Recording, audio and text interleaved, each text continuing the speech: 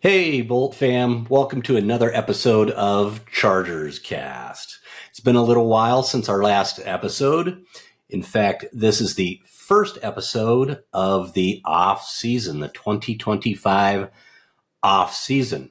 We wanted to take a break from the season and our playoff loss, let the playoffs play out, and let the official 2024 season end.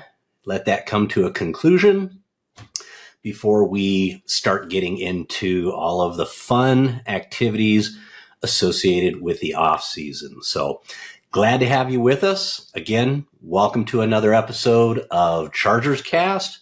Let's go ahead and get into it, shall we? The 2024 season, let's do a little summary of the 2024 season. I think that's important that we do a little summary before we head into the off season and what is going to be as we remake the roster and remake the team for 2025. So first off, our Chargers went from the previous season being 5-11 to under the first season under Jim Harbaugh and general manager Joe Ortiz, we went 11-6. Huge turnaround, absolutely huge turnaround. We made the playoffs as a wild card team. Unfortunately, we didn't do any real damage. It wasn't a great showing in the playoffs, but we made the playoffs, and there's something to be said for doing that and kind of setting, if you will, set a floor, set a baseline for the team that year in and year out, the minimum goal should be making the playoffs, getting into the show, and seeing what damage we can do. However, during the season, the weaknesses of the 2024 Chargers were glaring. We had several areas. Skill positions, especially out wide, we really didn't have a true number one, even though Ladd McConkey really showed out as a rook. Our interior offensive line proved to be a huge weakness for us. So those are two particular areas that we will probably very likely be focusing on this offseason.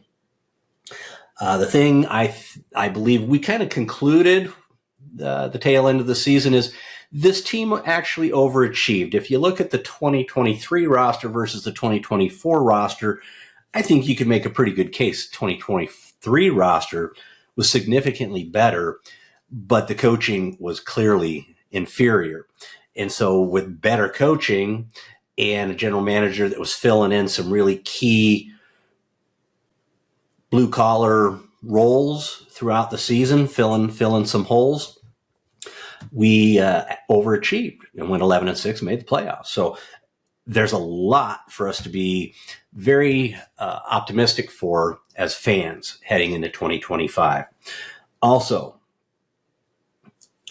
Herbert's in his prime. Just got to mention that. Kid's smack dab in the middle of his prime with a coach that I think is going to get everything out of him, not to mention he's got Shane Day by his side again. Joe Alt, our rookie right tackle, stud, absolute stud. Ladd McConkey, rookie wide receiver, absolute stud. Then we got these two fifth-round DBs, Cam Hart, Tarheeb Steele. I think these two kids are going to be mainstays on the defense for years to come. And then, like I said, we know our weaknesses. Our weaknesses were glaring. And so there shouldn't be too much mystery on where we're going to put attention on this team, specifically because of the way Harbaugh likes to build his teams, which is from the lines out. He wants to dominate the trenches. So a lot to look forward to as we're heading into the offseason and see how Coach Harbaugh, Joe Ortiz start remaking this roster. Okay. The season officially ended with the Super Bowl. And as a Chargers fan, I probably couldn't have scripted that Super Bowl any better in the sense that the Philadelphia Eagles absolutely spanked the Chiefs. I mean, it wasn't even a contest. They spanked them all day long. The only thing that could have been better is that if the score ended 40-0, instead of the Chiefs getting some late kind of garbage touchdowns to make the score look a little more respectable than it was. But I will say that was a huge exclamation point on the 2024 season. The Chiefs, Kelsey, Mahomes, the Swifties, they didn't get their damn three-peat. They can suck it. It's done. It's in the books. And so now we come back in 2025. They aren't Super Bowl champions. We're going to be gunning for the division. I think it's scripted out beautifully. So I'm just going to leave it there. And let's get into some important dates to be aware of this offseason. Okay. First and foremost, the scouting combine. That actually was last week. I'm filming this, recording this. Today is March 5th, Wednesday, March 5th. So this will probably be out on the YouTube channel probably tomorrow, Thursday the 6th, worst case Friday the 7th. Okay.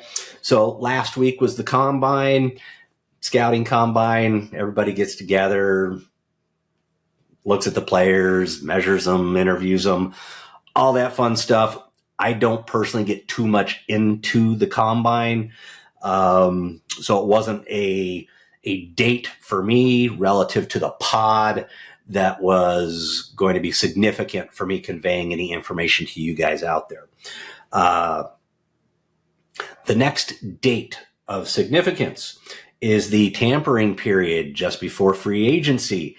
That is right around the corner. That starts this coming Monday, March 10th, and runs through 4 o'clock Eastern time, which would be my time, 2 o'clock, West Coast, 1 o'clock, Wednesday, March 12th. Okay, so the tampering period where teams can talk to free agents, they're still technically under contract until the 12th with their other team, but they're going to be unrestricted free agents. Other teams can start talking to them, quote, tampering and potentially negotiating a contract. And then the new league year, free agency specifically starts right at the end of the tampering period. So West Coast time, 1 o'clock on Wednesday, March 12th, next week. Very, very, very important because as you guys, you diehard fans know, there's kind of waves of free agency. So during that tampering period, you're going to see a flurry of activity, typically with them signing right there at the beginning of the new league year. And then typically you kind of get a little bit of a lull for 24, 48 hours, a couple more start dropping, and then you kind of get that steady kind of next wave of free agency. Typically the Bolts aren't big players in that first wave where the big names are dropping. So just be prepared for that. I don't believe Ortiz is one of those guys who's he's not out there necessarily going to make a splash. He's not afraid to make a splash if it's the right guy at the right price.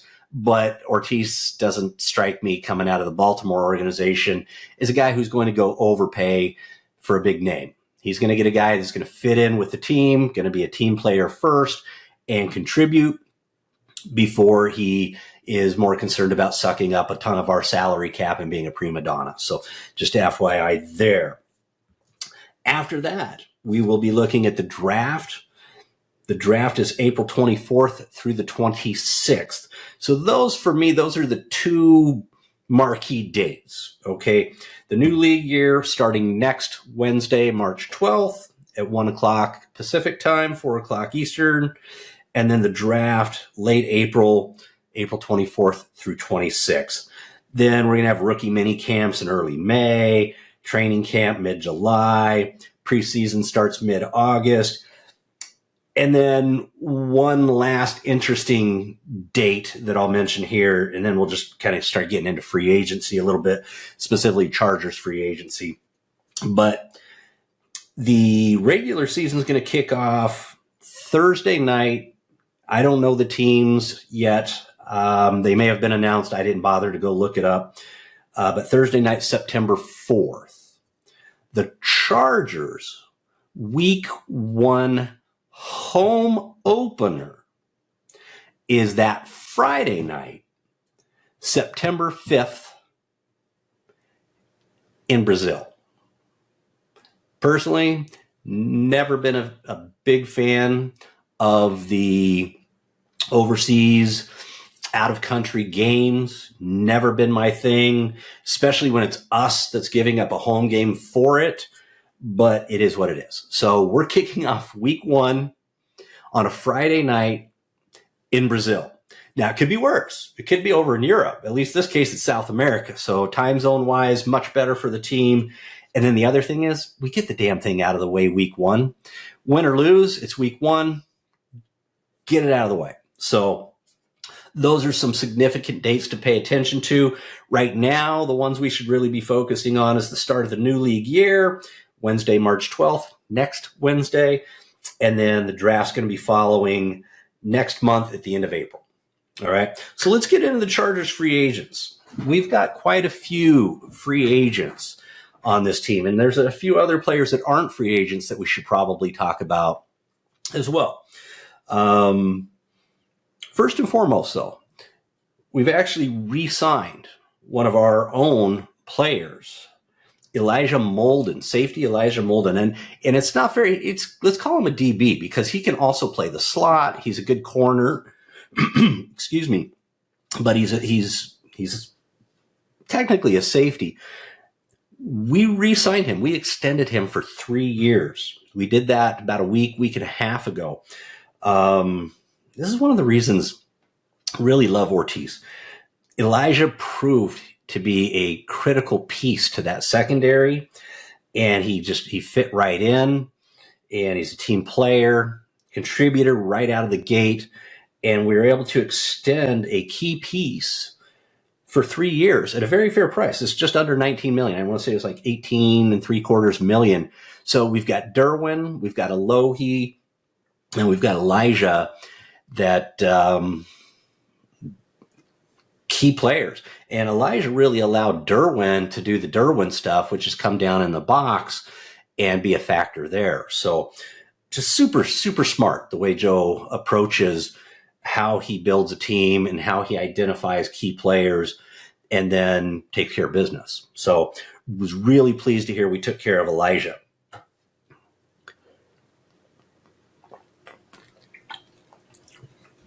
So let's go ahead and get into our free agents. And I broke them down into 2 categories. And this is just me, just my opinion.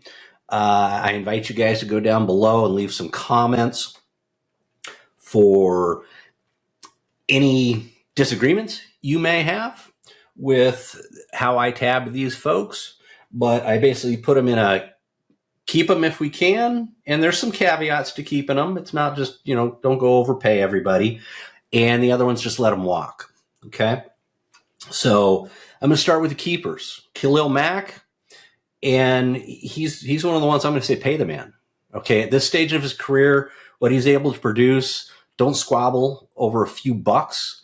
His leadership on that defense is critical. His ability to stay healthy, unlike Joey, is critical, just like Phillip Rivers. Okay, how many games did Phillip miss in 16, 17 years, right? So one of your best qualities is your availability. Khalil's been huge in that regard, and his leadership is massive. Sign the man, pay the man, and just don't let him get out the door. Keep his leadership in the door. Let him retire a Charger. Number 2, J.K. Dobbins. Love J.K. His skill set is incredible. He had a really good comeback year last year, and I think he'll come back even stronger this year. But also his attitude. He's a team player, always smiling, absolute infectious attitude. It's hard to put value on that combination. His skill set as a running back, his vision's insane, his jump cut, all of that stuff. Pay JK. He earned it. That was a great comeback season. It doesn't mean you're not paying him top dollar, but sign him to a 3-year, 4-year deal, lock him up, and keep him on this roster, period. The next one I've got is Asante Samuel. This one's weird. It just seemed the whole season, something just was not right between Asante and the team. And I don't know if maybe it's just there's so much silence going on about him being off the field and his injury, all that stuff. We knew he was going into free agency at the end of the season. There was really zero effort, zero talk anyway about re-signing him. But my opinion with defensive backs is middle tier to upper tier defensive backs that are consistently there, they're really hard to find. Okay. Asante's really good at what he does. Is he perfect? No. Is he shut down all the time? No. But he's a ball hawk. He's always around the ball. He's a gamer. I don't think you're going to have to pay the kid big bucks. Hard to come by, man. If you got one in-house and you can get a fair deal and keep him in-house, and he's been a Charger since he was drafted, so I'm putting Asante in the keep category. Joe, find a way to keep him in-house, pay him fair money, and I don't think he wants to walk out the door. I could be wrong about that, but Asante's in my keep category. Love to hear what you guys think about Asante. Seemed like a really weird offseason or a really weird season for him. J.K. Scott, no-brainer. Sign him. Great punter. Takes care of business. This one you guys might find a little controversial. Maybe you won't. But I'm a fan of Taylor Heineke. I think he's a gamer. I think he's a quality backup quarterback.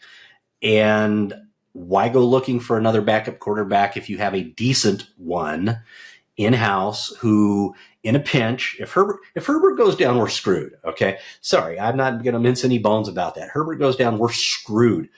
But do you have a guy, if Herbert goes down for like a game, half a game, 2 games, that you feel confident in? Let's say he had to play 2 games. Do you feel confident he could win one of those 2? With Taylor, I think, yeah. Between his legs and his arm and his, like I said, he's a gamer, man. He's got an edge to him. You keep that guy in house. You're not paying him massive dollars. You're paying him a fair wage. I say keep him. Denzel Perryman, keep him. Period.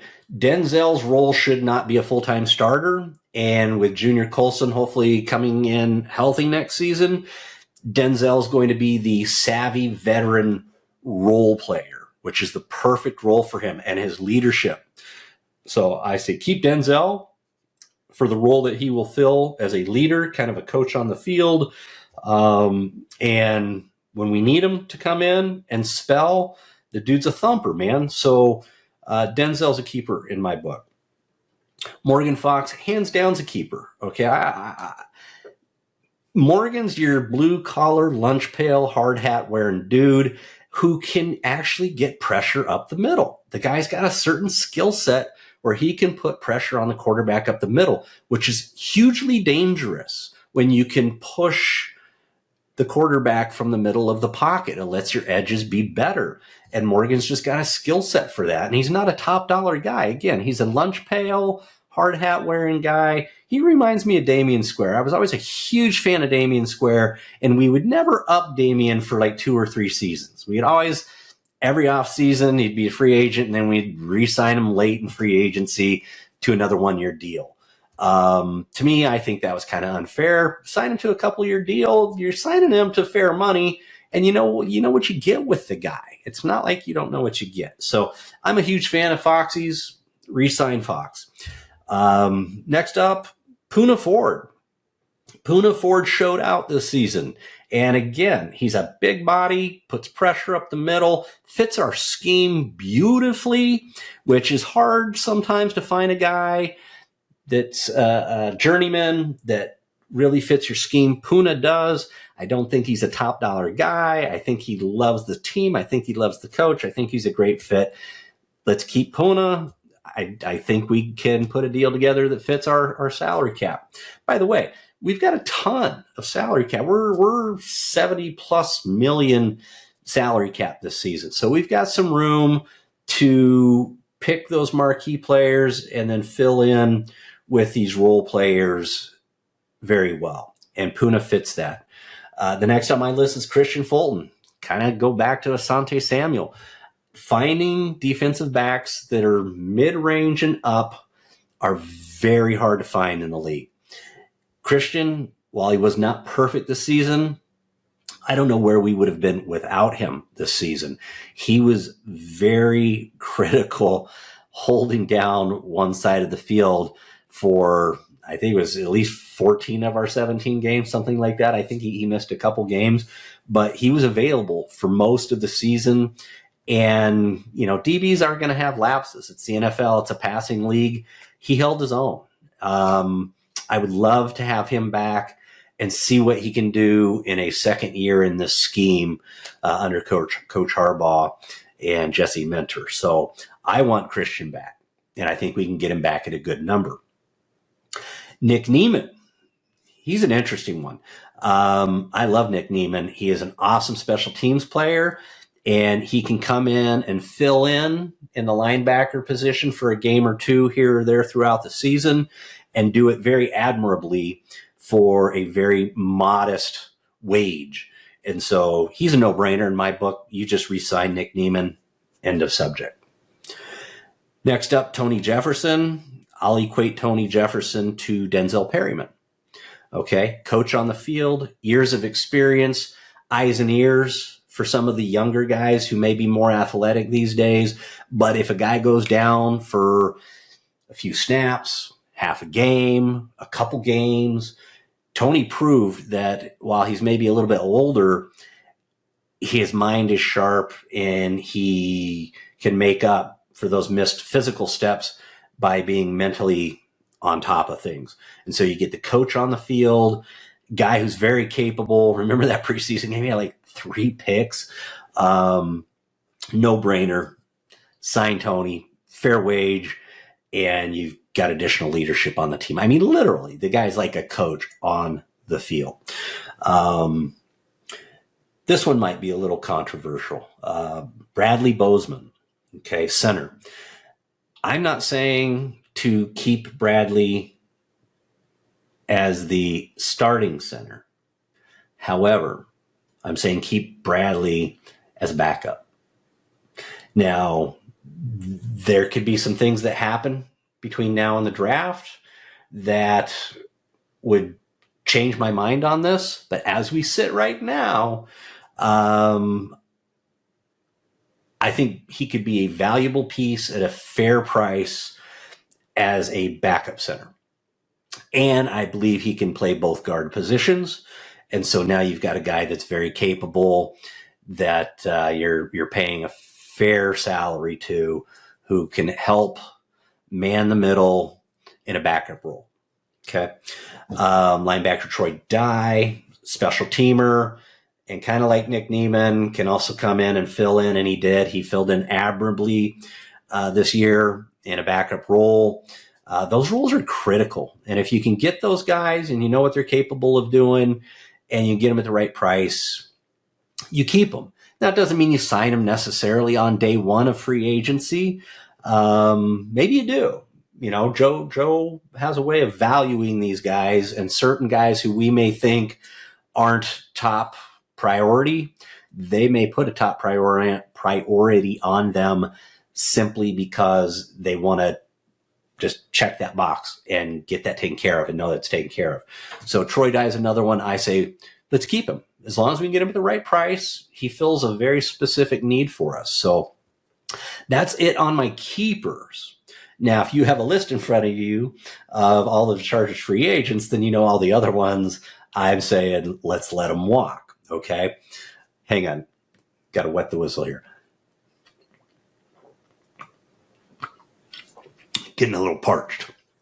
All right. So let's run down the list of free agents that I would let walk. And some of them, I'm just going to name them. I'm not even going to bother to list why. I think it's pretty obvious. And others I may give a little bit of background. But top of my list is Easton Stick. Easton, I like Easton a lot. I know Justin likes Easton a lot. But Easton cannot play backup quarterback in the NFL with giving our team any chance whatsoever to win that game. Period. So no matter how much you like him, any of that stuff, maybe he should try to transition into coaching if he wants to stay in football. But he just proved last preseason and the previous end of the season. Enough said. Tier Tart. This one, I was on the fence with this one because he actually really contributed. I liked his attitude. I think he brought something to the table, but I kind of had to go between him and Puna. And so I think Puna was a lot more productive. So I put Puna on the keep and let Tier walk. Now, if we let Tier walk and we get, through free agency, get through the draft, and we still have a need on the interior defensive line, could we turn around and re-sign him to a cap-friendly deal? Hell yeah. But right now, I'd say just let him walk. This one hurts me a little bit, but not too bad. But Joshua Palmer, we know what Josh is. I like Josh a lot, but we have needs in the wide receiver room, and Josh is a body that's going to take up a chair that needs to be filled by somebody else. So no matter how much I like Josh, I think they need to let him test free agent waters. And that goes for Semi Fehoko. Like Semi a lot. In fact, I'd probably sign Semi over Josh, to be honest with you. But if Semi ends up back on this roster, I'm going to kind of put him back in the Tier Tart category, which is let him get out there, let him see what other teams are willing to pay. We get through free agency, get through the draft. Maybe we still got a seat and we sign Semi. But my hunch is if we have that seat, it's going to be Brandon Rice that's going to get the shot at proving himself this season. And so Semi is going to be the odd man out there. Hayden Hurst. I was really optimistic for Hayden, just didn't see enough from him. And quite frankly, we need more. Will Dissly, he's not going anywhere. Will proved my goodness, he had a great receiving season for us, and he's a dominant run blocker. So Hayden's the odd man out in the tight end room. We need a dominant, and I'll get into what our needs are this offseason, but we need a dominant pass catching tight end. And so Hayden's out. Chris Rumpf. I would just say his time has come to an end. He never really flashed anything super special. Good guy, maybe role player, but this team, this roster's going to have very limited spots for people who are just role players. And so I'd say Chris Rumpf is out. We still have Bud Dupree. We still have Tooley. We still have Joey. Joey's under contract, and we'll talk about Joey. And then Khalil, which was at the top of my list of re-signing. So Chris Rumpf, I would say let him walk. DJ Chark, I was really optimistic about DJ Chark. He had, 2 receptions this season or something. Just something didn't fit. He's out. Eli Apple, he was a late signing just to fill a need as the roster was getting dinged up. Nothing special there. I'd let him walk. Marcus May, kind of same thing. At some point, maybe we need a role player in the secondary and we could sign him back, but very low priority. Sam Mustipher, he actually contributed a little bit this year, later in the year on the offensive line. But again, he's one of those guys, super low priority. If we have a spot and we need that kind of, role player down there who's just a backup, then, post-draft, late free agency, maybe they sign him back. Jalen Rager,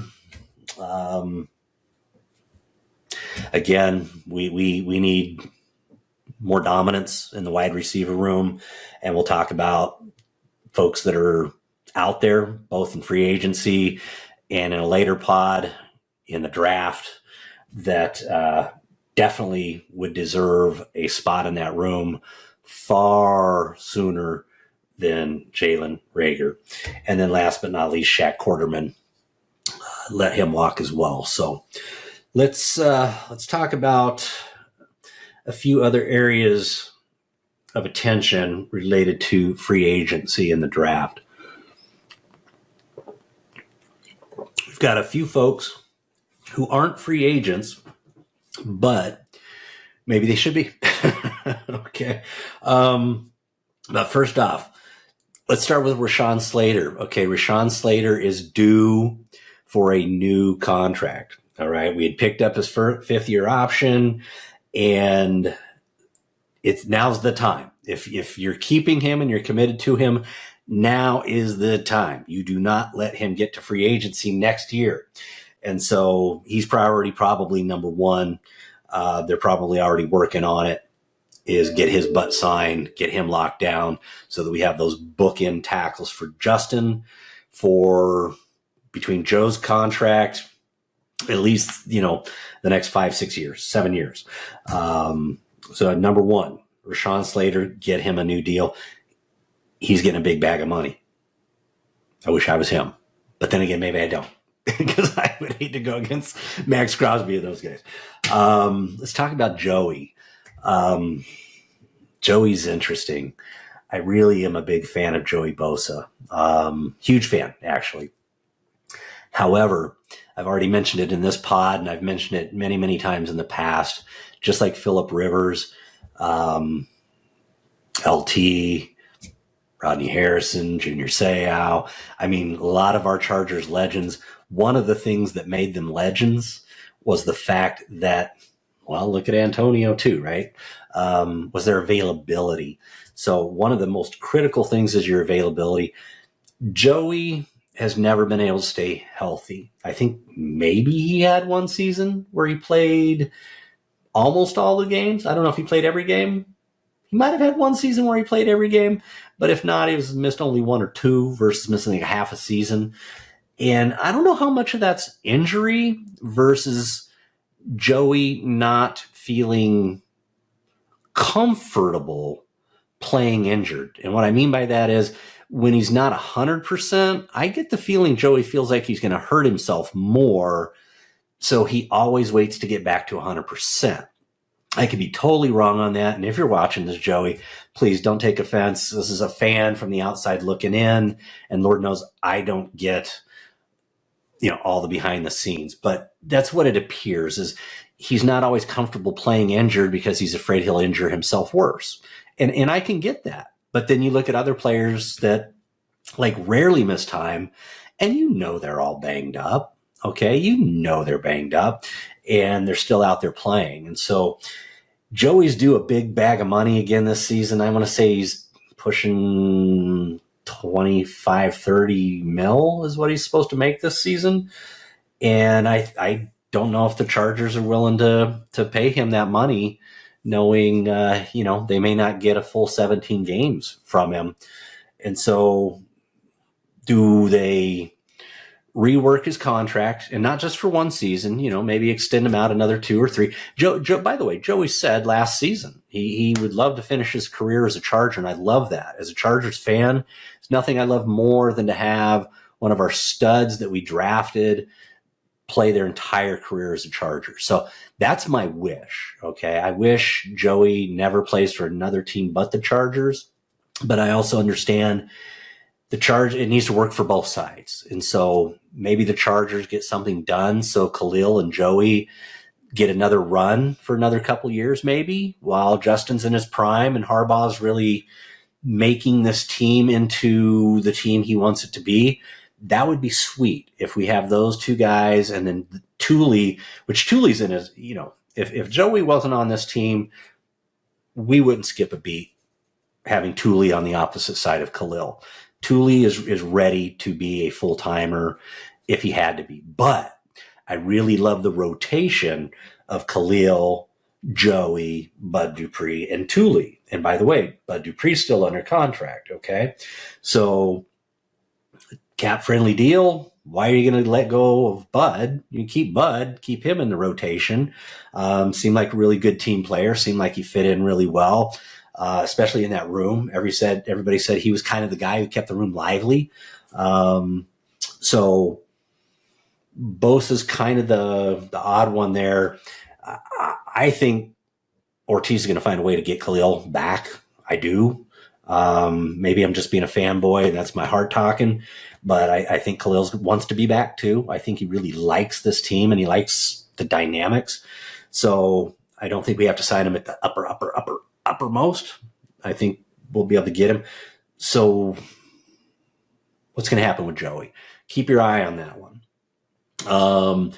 Otidio Bonia, defensive lineman, hasn't shown a whole lot. Been injured a lot since we drafted him. I believe we drafted him out of UCLA 4 years ago, something like that. If we can keep him on a cap-friendly deal, but I'd restructure him personally. And then Jasir Taylor and Dean Leonard, those two guys, they're under contract. I would definitely let Jasir walk. I would cut him. Dean Leonard, if the number's right, probably still keep him around. I think he's a good backup DB to have in the roster. Again, you can never have too many DBs, and I like the way Dean played. So couple other noteworthy mentions. Trey Pipkins. He can't play right tackle, and I don't think he can play right guard very good either. Okay. Not as a starter. Sorry, Trey. Again, just as a fan watching the game, but not as, I've been a fan a long time. Okay. I can actually see what's going on. And I think we were better when Trey wasn't in the lineup most of the time. So, but I like Trey, and I think he's capable in stretches. So for me, if I was on Joe's staff and sitting around the table and we're talking about these players, I would say we need to re-sign Trey Pipkins in a backup role at a backup salary, not at a starter salary. But I would love to have Trey as a backup because he can play multiple positions. Okay. And I think he's capable snap to snap, game to game. I just think he's the weak link on the line, day in and day out, 17 games. And we can't afford to get Justin Hurt anymore, period. And then another interesting thing that's come up this offseason that I've been hearing being kicked around inside the Chargers facility is about Zion Johnson. I'm hearing there might be some talk about trying to kick him inside to center this offseason. It's intriguing. I'm a big fan of Zion's, but it hasn't all come together for him yet. And he was young when we drafted him. He's a number one pick, and I want to say he was 20. He was very young when we drafted him. And some guys just don't come into their own as quickly as others. I mean, look at Joel, right? I mean, that kid, he was ready to rock and roll on day one. The kid's a stud. Zion maybe taking a little bit longer. So that's interesting. That could either end up being an absolute genius move if they try that, or it could be a complete disaster. But I think Zion's got huge upside, and so I would be down for them testing that out during the off season, during training camp, and seeing how that unfolds. So bottom line is we've got 3 interior line positions that need to be filled. I don't think we necessarily, maybe Zion could be that starter, but we need to replace at least 2 of them, Pipkins and Bozeman. So there you have it. That gets me into the holes that we need to fill. Let's start with the interior offensive line because I just covered it, right? Right guard, center, left guard. If you can't fill all 3, then you're rolling with Zion one way or another because I think he's the best of the 3. And so you're still looking for two guards or a center and a guard, depending on what they maybe do with Zion. So there are some decent free agents that could be had this free agency. We've got Dahlman, who's a center out of Atlanta, who's very good. Ryan Kelly, center out of the Colts, really good. Trey Smith from KC is very intriguing. In fact, he's probably the best interior offensive line free agent this season. I would love to see us steal him from KC, bring him in, and have him starting on day one. And then there's also Will Freeze out of Indy, guard Will Freeze as well. So there are some options in free agency. And then this is a pretty good draft for interior linemen as well. So, yeah. I think Joe cooking the way Joe cooks, our interior offensive line in 2025 will look much more improved, which means that physical running game that we want to have, that smash mouth style of football, can be more evident right away. We weren't able to impose our will as much as we wanted to. That week 3 Pittsburgh game made it pretty obvious. And then we got pushed around by the Cardinals, which we shouldn't have gotten pushed around. And so that's what I was saying, our weaknesses became pretty apparent pretty early on. And we just didn't have, the roster to really modify that a whole lot throughout the season. But we still won 11-6, made the playoffs. So, okay. Another area of need, I already touched on it, but I'll cover it here in this section. We need a dominant pass-catching tight end. Okay. In free agency, it's pretty slim pickings. There's nobody I would say is dominant, but there are a few pass-catching tight ends that would be interesting to entertain. We've got Mike Gesicki, he's free agent from Cincinnati. Juwan Johnson out of New Orleans. And Austin Hooper, I think Hooper used to be Atlanta. I think he was drafted by Atlanta, but I think he's in New England now. But those 3 guys are free agents. And then there's some really interesting prospects in this year's draft if we can get them. There's at least 3. The top one, Tyler Warren out of Penn State. And we aren't getting him unless Joe trades up. So, but, would that be sweet? So, okay. Pass catching tight end. Next, you guys know what this one is. We need a wide receiver 1. Okay. We need a true wide receiver 1, or let's categorize this even more appropriately. 1A and 1B. I'm prepared to call Ladd McConkey a wide receiver 1. The kid's special. Okay. In many ways, his hands are insane. Absolutely good. His route running is insane. He's got that high 4.3, low 4.4 speed, all of that stuff. He just needs to put on a few pounds this offseason. But we need to get somebody to complement him. There are some intriguing free agents this offseason. And I'm going to go to the bottom of my list right now because we all know Keenan Allen's a free agent.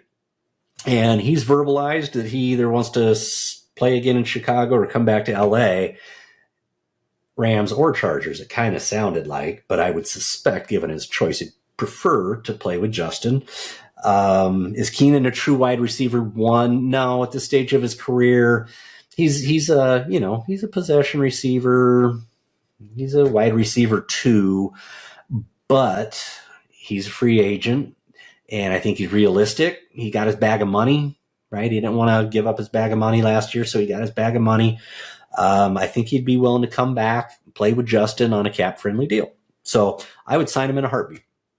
Heartbeat. As long as the money's right, heartbeat. I wouldn't tab him as wide receiver 1, but I guarantee you he's going to be Justin's go-to on third down, right? So that's an easy one for me. Mike Williams is a free agent. I would sign Mike again. I don't know if Mike's wide receiver 1 material, but at the right number, because he's never really been able to stay healthy, I would sign Mike again. If you had Keenan Mike and Ladd McConkey, that could be dangerous. Even if you didn't add a true number one, that could be dangerous, especially if we had a stud pass catching tight end, which I think fits this offense perfectly. And then I'll just rattle off some other names. T. Higgins, I think, is off the board since he said they're going to franchise tag him. And I never thought that was a reality anyway. We're not paying some guy $30+ million a year. It's just not happening at that position. But here's some guys in no particular order that I think are interesting.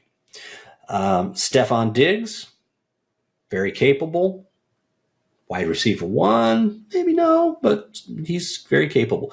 Amari Cooper, I think Amari Cooper's still got gas in the tank in the right system and scheme. Devontae Adams, this one, I think he's a really good receiver, okay? And in the right system, he could still maybe recapture that magic that he had with Aaron Rodgers. But just having had him over on the Raiders and watching him be selfish and whiny just makes me not think he would be a good fit for us. I could be totally wrong on that. He could come in and be the model citizen, but I just don't see him as a good fit, even though he's got talent. Chris Godwin from Tampa Bay, that's an interesting one for me. I'd be interested in seeing if we could get him on our roster. And then my number one that's possible, and he's not a free agent, we'd have to trade for him, is DK Metcalf. This kid's a beast, absolute beast all day long.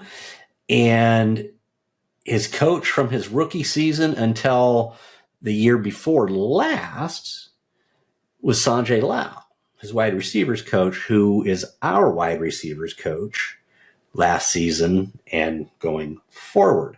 And so Sanjay knows how to get the most out of DK. And I would love to see those guys reunite and have his big body on the outside and Ladd McConkey dominating both inside and outside. That's my guy. Okay. If you're going to give me somebody in free agency as a priority, I want DK. So let's keep an eye on that, see how that turns out. But I think that could be special. And then there's some really quality wideouts in the draft, and it's pretty deep. We'll have a whole nother pod. I'll get Andrew back in here, my draft guru, and we'll start going position group by position group, doing some pods between now and the draft, covering these position groups and who's a fit for the Chargers in what round and all that good stuff. But a lot of opportunities in the draft to add some folks as well. Running back. Like I said, I want to keep JK. Love JK. I think he's a perfect fit for us and what we want to do. His skill set, his personality, all of that stuff. But we need a better complement for him. And there's some free agents that I think everyone on this list, actually, I think would be a good complement for JK, better than Gus was last season. Najee Harris, he's my number one. If we could get him and pair him with JK, oh my goodness. And we shore up the interior offensive line. You want to talk about a dominant 1-2 punch physical running game. That would be awesome. Aaron Jones out of Minnesota, I would take him. Absolutely, I would take him. Javonte Williams out of Denver, I'd take that kid big time. I think he would be a great complement to JK. And then last but not least, Nick Chubb out of Cleveland. He's a free agent. I'd pair him with JK all day long and twice on Sunday and let those guys just go beat the crap out of opposing defenses and wear them down and then just pile up the yards in the fourth quarter. So the draft also has some really awesome prospects. Gentry at the top of the draft. Do we have a chance of getting that guy? maybe, but again, it's like Tyler Warren. We'd probably have to trade up and get him. We're probably not trading up for running back. We'd probably trade up for Tyler Warren before we'd trade up for the running back. So, but there's pretty deep running back draft. And again, we'll have a whole nother pod where once the dust is settled on free agency, we're starting to turn our attention to the draft, and we'll go through all the different position groups. So, and then last but not least, as far as positions of need go, kind of the middle of the defense there, linebacker and defensive back. And, we'll see how that unfolds in free agency, see who we re-sign, like the Denzel Perrymans and the Troy Dyes and those guys, before we, start talking draft on those positions. So there you have it, folks. That is the pre-season, the first pre-season episode of ChargersCast. Just giving you guys a flavor of where we sit now that the season's over and we are days away from free agency. It's going to be super interesting to see what Joe does, see how he cooks with our own guys and balances that with bringing in some folks from the outside in. And where's he prioritizing our money? Like I said, we've got it's like night and day from last season where we were in cap hell by like 60 million. And now this year we're 70 plus million in the green and able to go sign players. But we have a lot of needs and we've got a lot of free agency. So that money could, that money can go quickly if they are not judicious and responsible with it, which I don't think that's how Joe works. So we're in a pretty good position here to start filling all those areas of need. Free agency is just a couple days away, so buckle up. And without further ado, let's wrap this thing up. Who's got it better than us, Bolt fans? Nobody. All right. I'm Kirk Brewer. I'm your host of ChargersCast. Appreciate you joining me for this episode. And we will be back shortly for the next episode in free agency. So until then, be good and bolt up.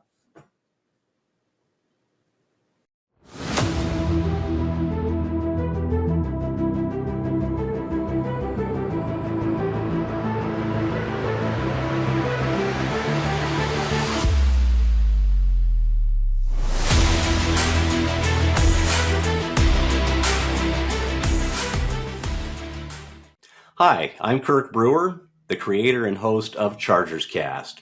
I just wanted to say thank you so much for tuning in to another episode of ChargersCast. We really appreciate you engaging with the podcast. When I created ChargersCast, it was intended to be a podcast about everything Los Angeles Chargers from a fan perspective. It's by fans and for fans. So it's for you. And we really appreciate you being here. If you haven't done so already, please go down below, leave a comment, give us some feedback. We really love to hear from you. And if you haven't done so already, please subscribe and click the little bell so that you get notifications when new content drops. Again, thank you so much for tuning in to ChargersCast. And who's got it better than us? Nobody.